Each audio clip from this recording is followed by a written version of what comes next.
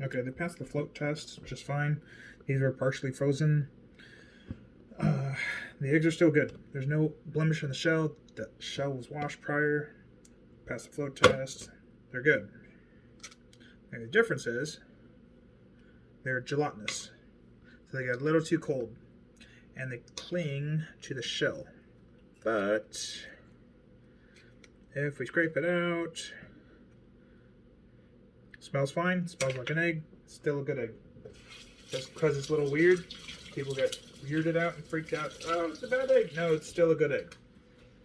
Proteins, when they get frozen, can behave strangely.